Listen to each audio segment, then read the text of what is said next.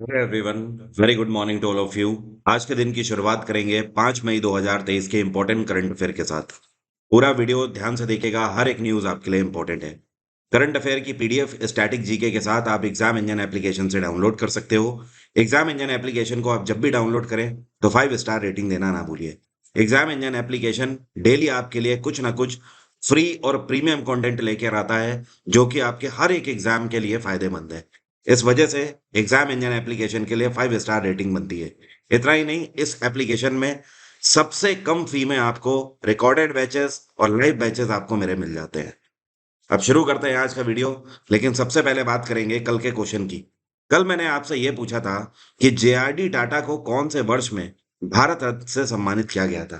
तो जेआरडी टाटा को 1992 में भारत के सर्वोच्च सम्मान भारत रत्न से सम्मानित किया गया था।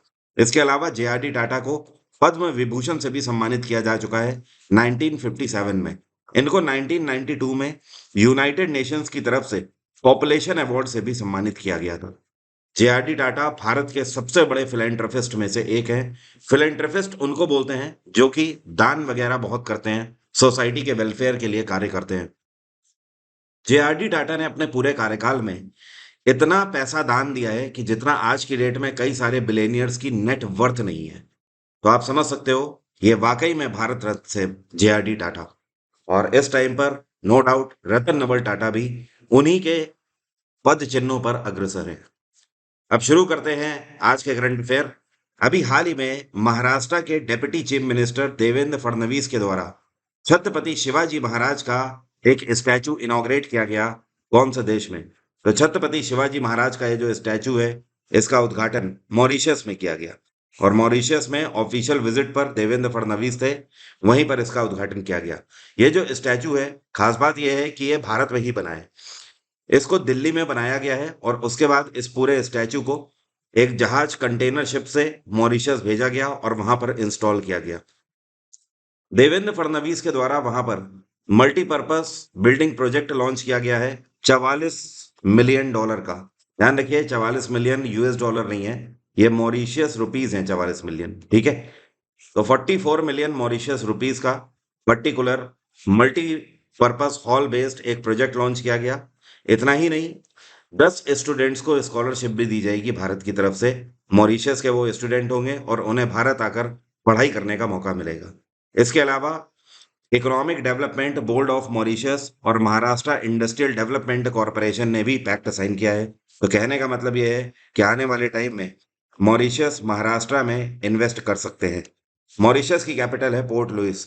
मॉरिशस के प्रधानमंत्री इस टाइम पे हैं प्रविंद जुगनौथ। कौन है? प्रविंद जुगनौथ। भूटान की कैपिटल है थिम्पू। मालदीव्स की कैपिटल माले। और ईरान की कैपिटल है तेहरान। ये एक कंपनी है जिसका नाम है स्बर बैंक। इन्होंने अभी हाल ही में अपना एक artificial intelligence based chat box launch किया है जिसका नाम है गीगा चैट। और इन्होंने चैट जीपीटी जो चैट बॉक्स है, इसको compete करने के लिए अपना ये प्रोडक्ट लॉन्च किया है। सवाल ये है कि स्बर बैंक जो है, ये कौन से देश की कंपनी है? तो ये अभी न्यूज में चल रही है, ये एक रशियन कंपनी है। कहाँ की? Russian company.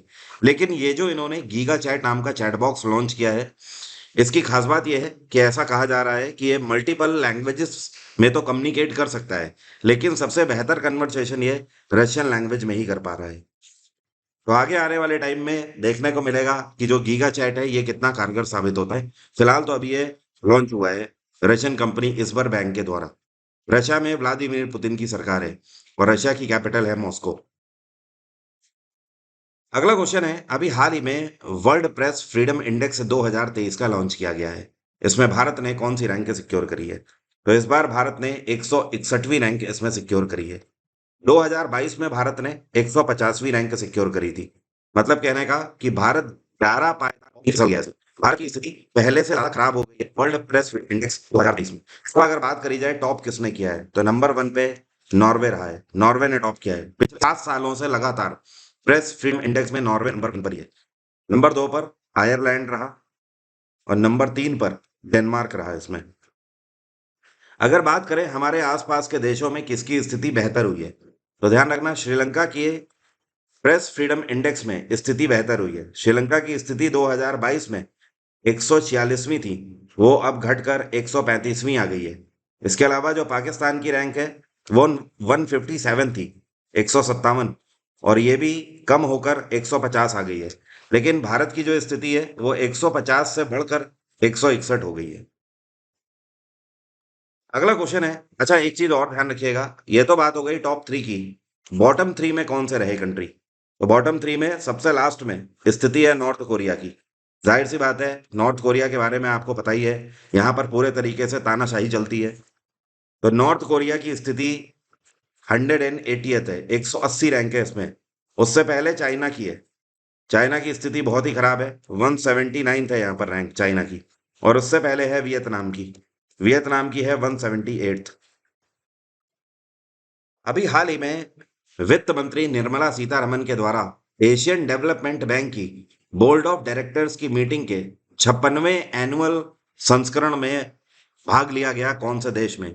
तो इस बार एडीबी की जो 56 annual general meeting board of directors की थी, इसको आयोजित किया गया साउथ कोरिया में।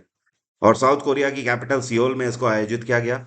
और इसका मेन उद्देश्य यह है कि यहाँ पर सिंगापुर और भारत दोनों गवर्नमेंट्स मिलकर फाइनेंशियल क्षेत्र में उत्कृष्ट कार्य करें। आने वाले टाइम में दोनों एक दूसरे से बैंकिंग मॉडल्स को डिस्कस करेंगे। इसके अलावा प्राइवेट सेक्टर कंपनीज को भी यहाँ पर आने का मौका दिया जाएगा। तो दरअसल ये जो पर्टिकुलर इवेंट था, इसमें एशियन डेवलपमेंट बैंक से जुड़े हुए कई सारे और भी प्लेयर्स हैं जो कि आगे आएंगे। और आने वाले टाइम में भारत सरकार चाहती है कि एडीबी के थ्रू नई और कंपनीज हिस्सा लें भारत के वित्त क्षेत्र में। एडीबी की स्थापना 1966 में करी गई थी। इसका हेडक्वार्टर है मनीला।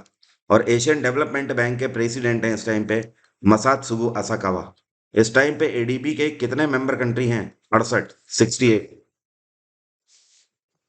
अगला क्वेश्चन है, ये कौन सा बैंक है जिसके द्वारा अभी हाल ही में डिजिटल डिस्ट्रीब्यूशन प्लेटफॉर्म जिसका नाम है स्मार्ट साथी, इसको लॉन्च किया गया है? अभी ये स्मार्ट साथी क्या करेगा ये अभी मैं आपको बताऊंगा, लेकिन पहले आप समझो। स्मार्ट साथी नाम का digital distribution platform HDFC bank के द्वारा लॉन्च किया गया है। तो देखिए इसका मतलब क्या है। इसका मतलब ये है कि एचडीएफसी बैंक जितना भी ग्रामीण एरिया है भारत का, रूरल एरिया है जहां पर बैंक नहीं पहुंच सकता, वहां पर अपनी बैंकिंग फैसिलिटीज प्रोवाइड करेंगे। लेकिन कैसे प्रोवाइड कर पाएंगे? देखिए बैंक का एक रूल होता है। रूल ये है कि कोई भी ऐसा गांव जिसकी पॉपुलेशन 2000 से अगर कम है तो वहां पर बैंक की शाखा नहीं खोली जा सकती। उसका कारण ये है कि ऐसा गांव जहां पर 2000 से जनसंख्या कम है, वहां पर अगर बैंक की ब्रांच खोली जाएगी तो बैंक का खर्चा भी नहीं निकलेगा। क्योंकि किसी भी ब्रांच को खोलने के लिए एक पर्टिकुलर एक्सपेंस तो आएगा ही। कम से कम एक प्रोबेशनरी ऑफिसर चाहिए उस ब्रांच को चलाने के लिए, एक क्लर्क चाहिए और एक गार्ड। मिनिमम ये 3 का स्टाफ तो चाहिए चाहिए। प्रोबेशनरी ऑफिसर मैनेजर के तौर पर पूरी ब्रांच को संभाल लेगा, लेकिन मिनिमम ये 3 लोग चाहिए। इसके अलावा ब्रांच का खर्चा अलग से।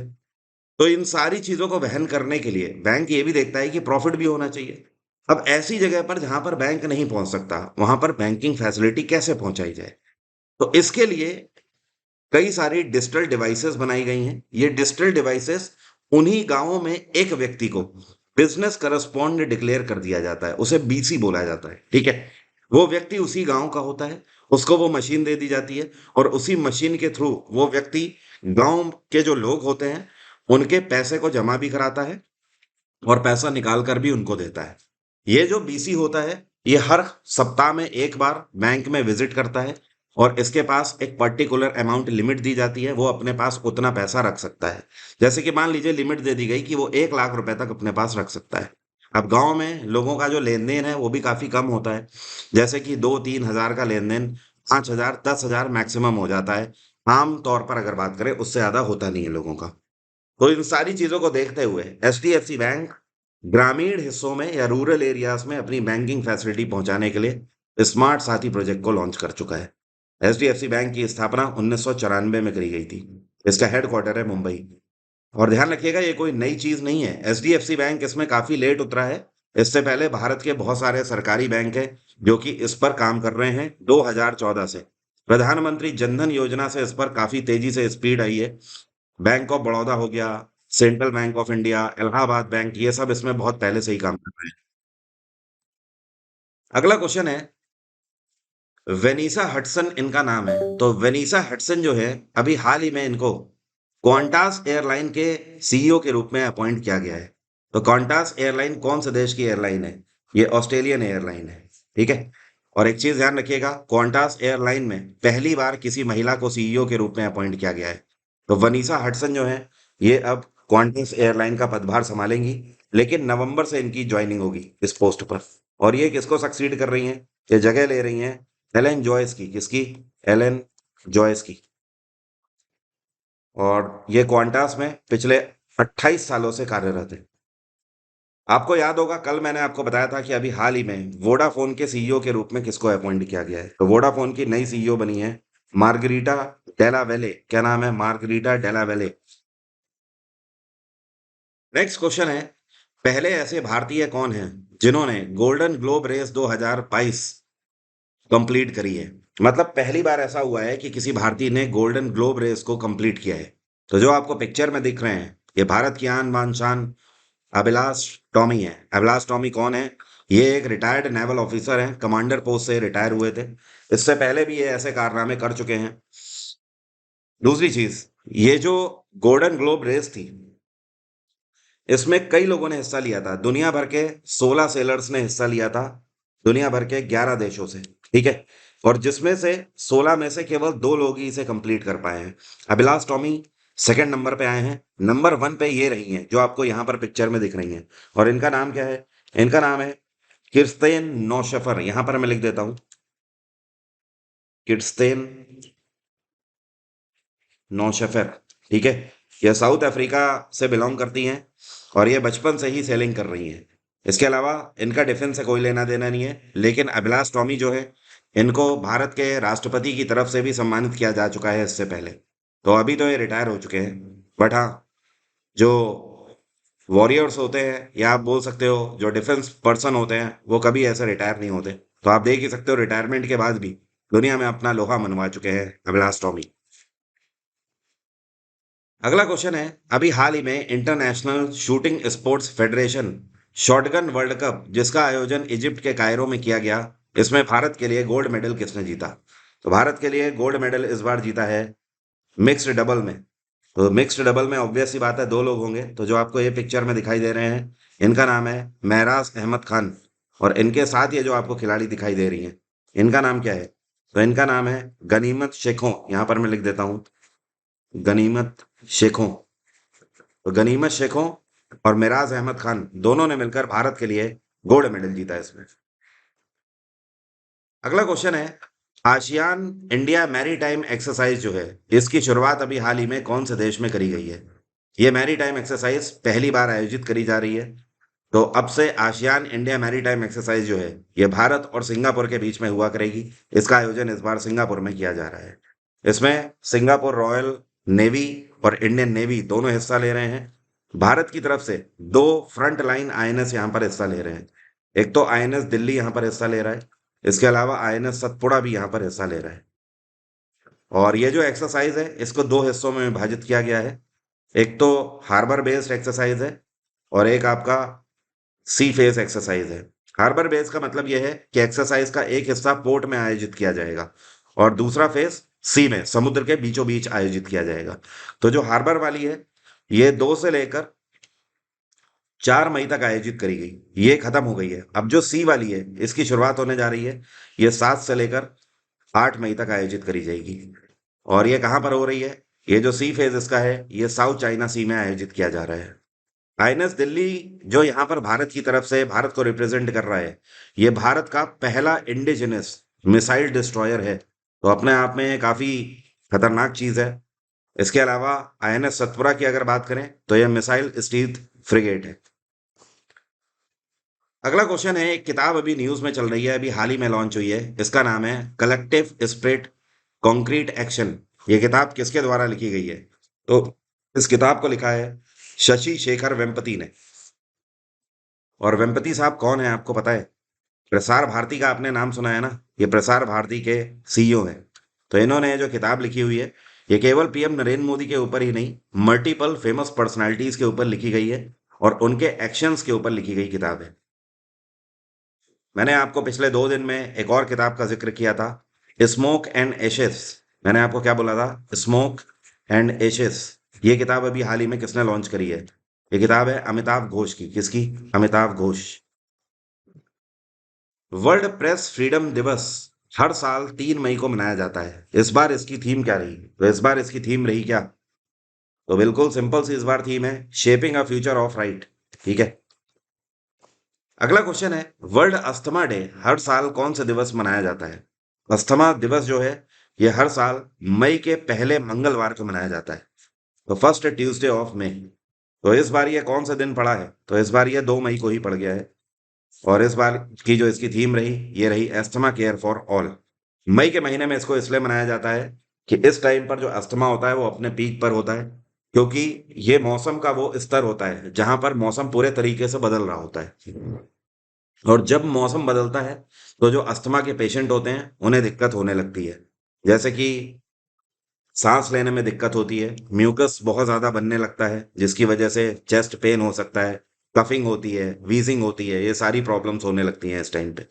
पहली बार अस्थमा डे जो है ये 1998 में मनाया गया था। इस दिवस को मनाने के पीछे का मेन उद्देश्य ये है कि लोगों में अवेयरनेस पैदा हो अस्थमा को लेकर। आप एक बार अगर अस्थमा से ग्रसित हो गए तो उसके बाद आप कभी भी इससे छुटकारा नहीं पा सकते हैं। लेकिन हाँ, इससे बचने का तरीका है सिर्फ और सिर्फ एक ही चीज, प्रिकॉशन। अब मेरा आज का सवाल आपसे, आप में से कितने लोग बता सकते हैं प्याज में कौन सा एसिड पाया जाता है? ऑक्सैलिक, अमीनो, सल्फ्यूरिक या मैलिक एसिड? कमेंट बॉक्स में जल्दी से लिखकर बताइए। एग्जाम इंजन एप्लीकेशन पे आप मुझे फॉलो कर सकते हैं 2023 के एसएससी सीजीएल एग्जाम के लिए। इसके अलावा पूरे साल भर एसएससी का कैलेंडर लगा ही हुआ है हर एक एग्जाम के लिए। ये जो फ्रेश बैच है आप इसे ज्वाइन कर सकते हैं। इस बैच की खास बात यह है कि इसे मैंने वीओडी प्लस लाइव क्लासेस के फॉर्म में लॉन्च किया है। इस बैच को आप जैसे ही एनरोल करेंगे, history, polity, geography, science, economics की रिकॉर्डेड क्लास आपको एक ही बार में मिल जाएंगी। साथ में साइंस की लाइव क्लासेस स्टार्ट हो चुकी हैं और मैं यहाँ पर लाइव क्लासेस प्रैक्टिस सेशन के तौर पर करा रहा हूँ वन लाइनर के फॉर्म में। तो आप इस बैच की मदद से इस बार जीएस में पूरे तरीके से स्कोर कर सकते हैं, चाहे फिर वो कोई भी एग्जाम हो। इससे बेहतर बैच मैंने इससे पहले लॉन्च नहीं किया है। हर बार मैं लाइव बैच लॉन्च करता था, ये फर्स्ट टाइम है जब मैंने VOD plus live batch launch किया है। बाकी आज बिल्कुल लास्ट डे है, मैं आपको पिछले 3 दिन से बता रहा हूँ। 5 मई के बाद से जो हमारे रिकॉर्डेड बैचेस हैं उनकी फी रिवाइज होने जा रही है। तो आज आप रिकॉर्डेड बैचेस ले सकते हैं, कल से फी रिवाइज हो जाएगी। तो हिस्ट्री का रिकॉर्डेड बैच, पॉलिटी का रिकॉर्डेड बैच, ये सब कुछ अवेलेबल है एग्जाम इंजन में। एमटीएस वाले स्टूडेंट सिर्फ 101 रुपए में पूरे एमटीएस के लिए जीएस जीके अवेल कर सकते हैं। अभी भी आपके पास मौका है, अगर 7 दिन या 10 दिन बाद आपका एग्जाम है तो। वैसे तो एग्जाम स्टार्ट हो चुके हैं। आप सभी को मेरी तरफ से एक बार फिर से शुभकामनाएं। All the best to you all, कि आपका पेपर इस बार अच्छा हो। और मंथली करंट अफेयर मैगजीन भी अपलोड हो चुकी है, आप इसे भी अवेल कर सकते हैं। एग्जाम इंजन में बहुत कुछ है आपके लिए, एक बार जाके चेकआउट करिए। Thank you so much, have a nice day, take care, bye bye, आपका दिन मंगलमय हो।